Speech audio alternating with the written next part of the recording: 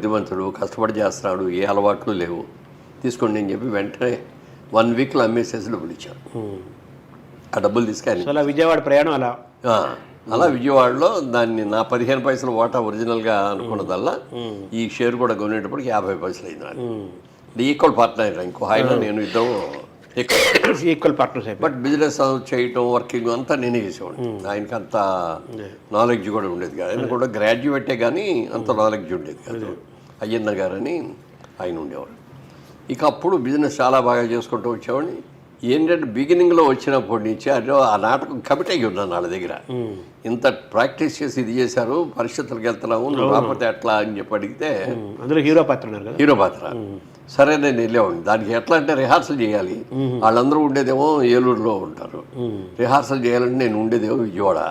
అందుకని మళ్ళీ ఈ సంగతి మా చిన్నాన్న గారికి తెలిస్తే ఎక్కడ తిడతారో అని చెప్పి వాళ్ళకి తెలియకుండా షాపు ఆ రోజున 8ంటికి కట్టేయాల్సింది 7ంటికి ఆ పార్ట్నర్కి చెప్పేసి షాప్కి మీరు క్లోజ్ చేసి వెళ్ళిపోండి అని చెప్పి బస్సులో ఏలూరు వెళ్ళి ఏలూరులో రిహార్సల్స్ వేసి మళ్ళీ ఎర్లీ మార్నింగ్ 3ంటికి అప్పుడు పూర్తి చేసేవారు.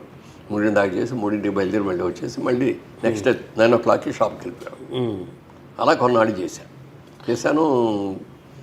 తర్వాత నాటకాల మీద ఒక ఇంట్రెస్ట్ కలగటం, తర్వాత నేను పార్ట్నర్ని అయిపోయిన తర్వాత నేను కూడా నాటకాలు వేయటం ఇవన్నీ జరిగాయి.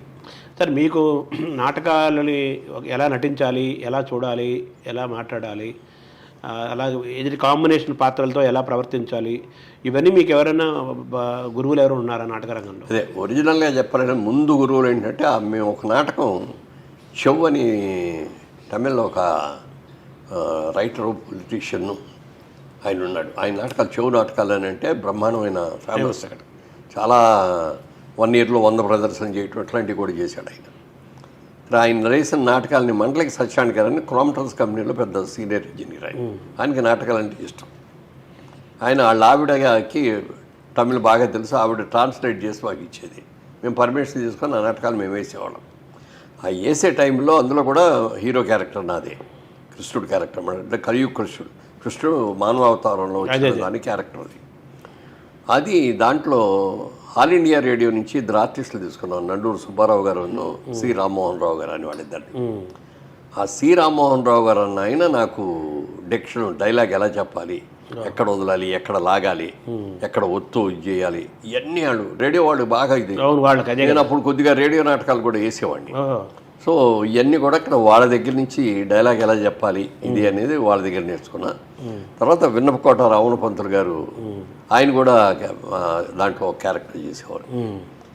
ఆయన మాకందరికీ మేకప్లు వేయటం కానీ, ఆయనకున్న అనుభవంతో కొన్ని సలహాలు ఇవ్వటం కానీ అవన్నీ చేసేవారు.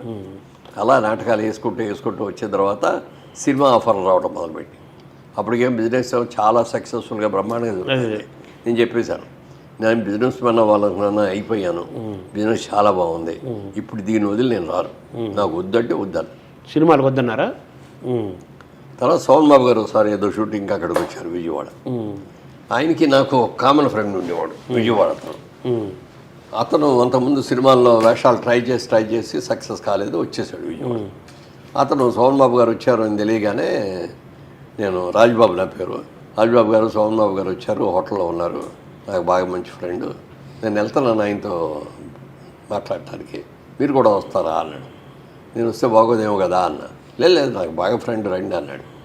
సరే ఇది చూద్దాం, సోమన్ బాబు గారిని చూడటం కదా, సినిమా యాక్షన్ చూడాలని ఉంటుంది కదా. వెళ్ళాం కూర్చున్నాం, మర్యాదగా పిలిచాడు, కూర్చోబెట్టాడు, ఏదో కాఫీలు అవి ఇచ్చాడు. నా ఇంకా చూస్తున్నాడు. ఏంటి సార్ అన్న. ఏం లేదు, మీరు ఏం చేస్తున్నారు ఏంటి అంటే, ఇట్లా బిజినెస్ మ్యాన్ అండి, బిజినెస్ చేస్తానండి. బాగుందండి, సినిమాల్లో పనికి వస్తారండి, వై డి ట్రై అన్నాడు. నాకు ఆఫర్స్ వచ్చిన మాట కూడా వాస్తవం అండి. నా ఫ్రెండ్స్ కూడా చాలా మంది ఉన్నారు. క్రాంతి కుమార్ గారు నాకు క్లోజ్ ఫ్రెండ్, క్లాస్మేట్స్ మేము.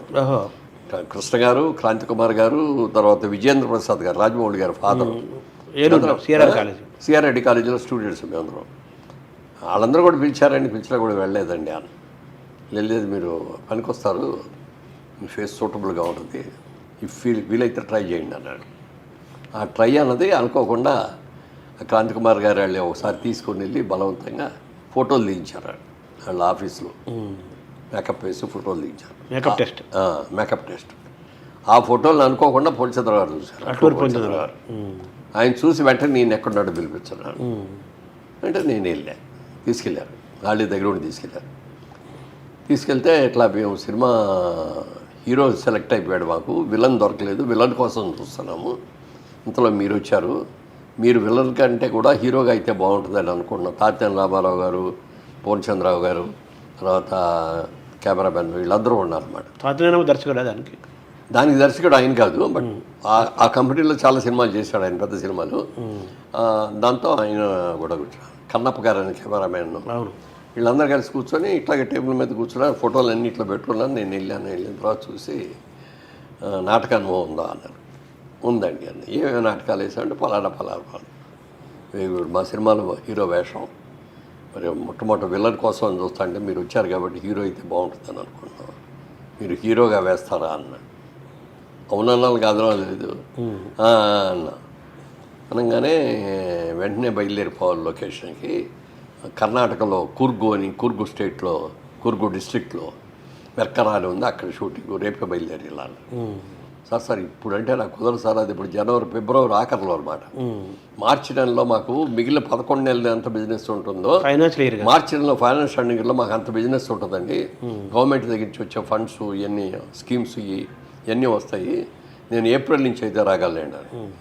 ఏప్రిల్ కుదరదు, మీకు ఒక రోజు టైం ఇస్తాను, వాళ్ళ బయలుదేరి విజయవాడ వెళ్ళండి, ఈ పనులు చూసుకొని తిరిగి రండి, రేపు రాత్రికే బయలుదేరి ఎల్లుండి కుదిరి ఇక్కడ ఉంటారు అని చెప్పారు. గిరిబాబుని కూడా అక్కడే పరిచయం చేసి గిరిబాబుని అడిగారు, మరి గిరిబాబు గారు మీరు నిన్నటిదాకా హీరో అనుకున్నాం, మిమ్మల్ని విలన్ కోసం వెతికాము, ఈయన వచ్చేటప్పటికి ఈయన బాగున్నాడు, ఈయన హీరో అయితే బాగుంటుంది అనుకున్నాం, మీకు అభ్యంతరం అయితే విలన్ వేయగలరా?